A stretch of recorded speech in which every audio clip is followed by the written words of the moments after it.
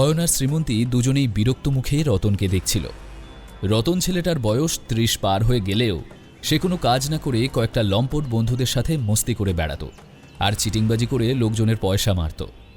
মা, এ সমর মামা সেই অপদার্থ জামাইটা না? কি ঝামেলা করছে ও?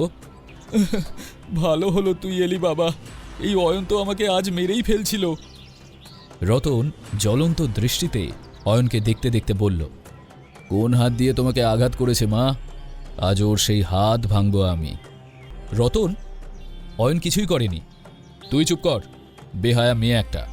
ঠিক বলেছিস, যে এই ২ পয়সার ছেলের জন্য নিজের আপনজনদের সাথে খারাপ ব্যবহার করতে পারে তাকে আর কিছুই বলার নেই। হতবাক হয়ে যায় শ্রীমন্তী। এরা ওর আপনজন, যারা ওর বাবাকে দেখতে হসপিটালে পর্যন্ত আসেনি, তারা অয়নকে ২ পয়সার অপদার্থ জামাই বলছে। অয়ন আমার হাজব্যান্ড, ওর সম্পর্কে কোনো বাজে কথা আমি শুনব না। আর তোমরা আপনজন? রক্তের সম্পর্ক থাকলেই যদি আপনজন হওয়া যেত তাহলে নিজের বাড়িতে তোমার চুরি করার প্রয়োজন পড়ত না। রাগের মাথায় সীমাদেবীকে চোর বলেও শান্ত হল না শ্রীমন্তী। সে তাড়াতাড়ি গাড়ি থেকে নেমে গিয়ে সীমা পিসির মুখোমুখি দাঁড়াল। শ্রীমন্তী, তুই কবে থেকে এত অসভ্য হয়ে গেলি?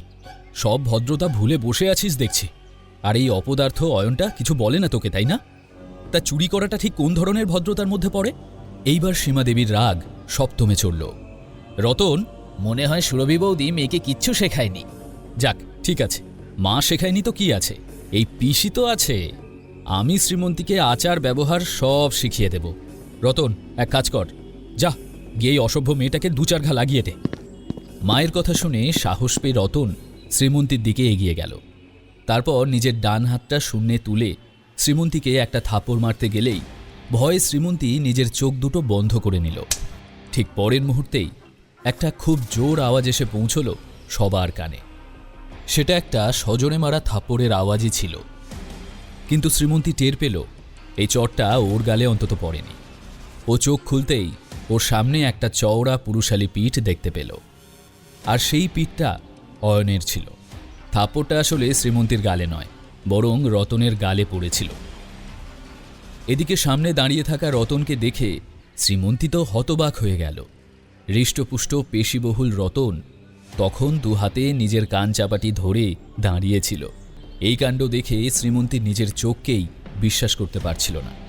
এদিকে হতবুদ্ধি হয়ে সীমা দেবীও ছেলের কাছে ছুটে গিয়ে পরম যত্নে ছেলের গায়ে মাথায় হাত বোলাতে থাকলেন।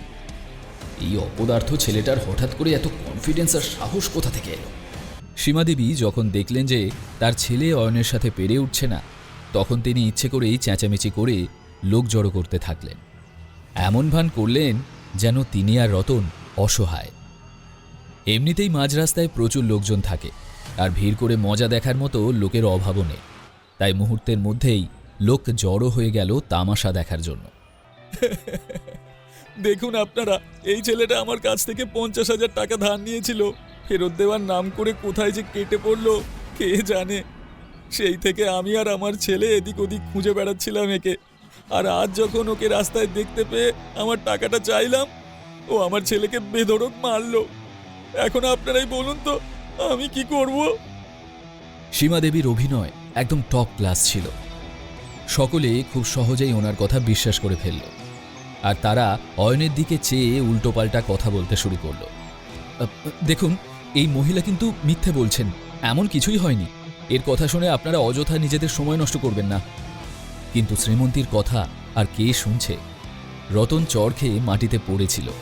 রাস্তার একপাশে অয়নের দামি গাড়ি দাঁড়িয়েছিল, তার উপর আবার সীমাদেবীর চোখে ছিল জল। কাজেই ওনার কথাই লোকজন সহজে বিশ্বাস করে নিয়ে শ্রীমন্তী এবং অয়নের নামে আলোচনা শুরু করে দিল। কেউ এত নিচু মনের কিভাবে হতে পারে? একে তো টাকা ফেরত দেয়নি ওদের, তার উপর মারধরও করেছে। এইভাবে লোকের টাকা মেরেই কি এই ছেলেটা এত দামি গাড়ি কিনেছে? তা নয় তো কি, দেখছো না এদের? লোকজনের টাকা পয়সা মেরেই মনে হয় এভাবে ফুটানি করে বেড়ায়। শ্রীমন্তী এত লোকের অপমান আর সহ্য করতে পারছিল না। অয়নকে কেউ কিছু বললে ওর মেনে নিতে কষ্ট হতো। এবার ওর চোখেও জল এসে গেল। আপনারা ভুল ভাবছেন, একবার আমার কথাটা অন্তত শুনুন। কিন্তু কেউ ওর কথা শুনতে রাজি ছিল না। সকলেই ওদের দোষ ধরতে ব্যস্ত ছিল, এবং এমনভাবে সবাই ওদের দোষারোপ করছিল যেন ওরা বিরাট কোনো অপরাধ করে ফেলেছে। সীমাদেবী তো ভীষণই রেগেছিলেন। ওনার চোখের দৃষ্টিতে অদ্ভুত একটা চ্যালেঞ্জ ছিল যেন। উনি যেন বলতে চাইছিলেন পরিস্থিতি ওনার পক্ষেই রয়েছে, তাই শ্রীমন্তী যা পারে করে নিক। আর এটা দেখা মাত্রই শ্রীমন্তী ভেতরে ভেতরে রাগে ফেটে পড়ল। এত অন্যায় করার পরেও সীমা পিসি কিভাবে ওদেরকে চোখ রাঙাতে পারে সেটাই ও ভেবে পাচ্ছিল না। তাহলে আপনি বলতে চাইছেন 2 বছর আগে আমি আপনার থেকে টাকা ধার নিয়েছিলাম, তাই তো? অয়নের প্ল্যানটা সীমাদেবী ধরতে পারলেন না। একদম। 2 বছর আগে তুমি আমার কাছে টাকা ধার চেয়ে বলেছিলে নিজের একটা ব্যবসা শুরু করবে, কিন্তু কেউ তখন তোমাকে টাকা ধার দিচ্ছিল না। তাই আমি নিজের অ্যাকাউন্ট থেকে পুরো 50,000 টাকা তুলে তোমার হাতে দিয়েছিলাম। তারপরেই তুমি কেটে পড়েছিলে। তারপর 2 বছর কেটে গেছে, তোমার টিকিটেরও সন্ধান পাইনি আমরা। আর আজ যদি হঠাৎ করে আমাদের দেখা না হতো আর তোমাকে আমি চিনে না ফেলতাম, তাহলে তো তুমি আবারও কেটে পড়তে। বেশ কনফিডেন্সের সাথেই সীমাদেবী কথাগুলো বলছিলেন। তাহলে আপনার কাছে নিশ্চয়ই ব্যাংক ডিটেলস বা ট্রানজ্যাকশনের কোনো রিসিপ্ট কপি আছে? মানে আমি বলতে চাইছি আপনার কাছে নিশ্চয়ই কোনো ডকুমেন্টস বা এমন কোনো প্রমাণ আছে যা থেকে বোঝা যাবে যে আমি আপনার কাছ থেকে টাকা ধার নিয়েছিলাম। অয়নের কথা শুনে সীমাদেবীর মুখ একেবারে বন্ধ হয়ে গেল। সত্যি বলতে ওনার কাছে ওর প্রশ্নের কোনো উত্তর ছিল না, তাই উনি অজুহাত দেখিয়ে বললেন, আলবাত আছে, সব প্রমাণ আছে, কিন্তু এই মুহূর্তে সেগুলো আমার কাছে নেই। আমি কি আর জানতাম যে আজ হঠাৎ করে তোমার সাথে আমার দেখা হয়ে যাবে? আমি তো আর ওইসব জরুরি কাগজপত্র সর্বক্ষণ সঙ্গে নিয়ে ঘুরতে পারি না। সীমাদেবী জবাবটা বেশ ভালোই দিয়েছিলেন, তবে অয়নও কম চালাক ছিল না। সে হুট করে আবার প্রশ্ন করল, আচ্ছা একটা কথা বলুন তো, একটু আগে যে আপনি বললেন আমি আপনাকে আর আপনার ছেলেকে মারতে চেয়েছিলাম, সেটা কিসের বেসিসে বললেন? আপনার কাছে তারও নিশ্চয়ই কোনো প্রমাণ রয়েছে। আমি তো সত্যি কথাই বলছি। আমার ছেলেকে যে তুমি মারছিলে সেটাই তো সবাই দেখেছে। এখনো আমার রতন মাটিতে পড়ে কাতরাচ্ছে। এমনকি একটু আগে তো তুমি আমাকে গাড়ি চাপা দেওয়ারও চেষ্টা করেছিলে, সেটাও নিশ্চয়ই অনেকের চোখে পড়েছে। সীমাদেবীর কথায় বেশ কিছু লোক মাথা নেড়ে সায় দিয়ে বলল, হ্যাঁ হ্যাঁ ঠিক, এমনটা সত্যিই হয়েছিল। হ্যাঁ হ্যাঁ, এটা তো খুব খারাপ হয়েছে। দুজন অসহায় মানুষের সাথে এমন কাজ, এ তো রীতিমতো বর্বরতা। আমার মতে এদের পুলিশে দেওয়া উচিত, পুলিশ ডাকা দরকার। কথাটা শুনে আবারও ভিড়ের মাঝে চেঁচামেচি শুরু হয়ে গেল।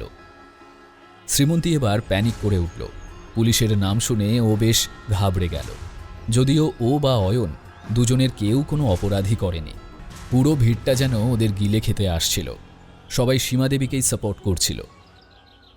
এবার বাড়াবাড়ি কিছু হয়ে গেলে সেটা কারোর জন্যই ঠিক হবে না। এই কারণেই শ্রীমন্তী ভয় পাচ্ছিল।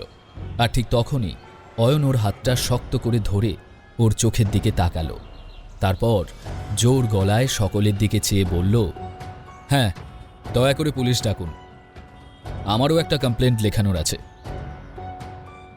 অয়ন এটা কি বলছিল?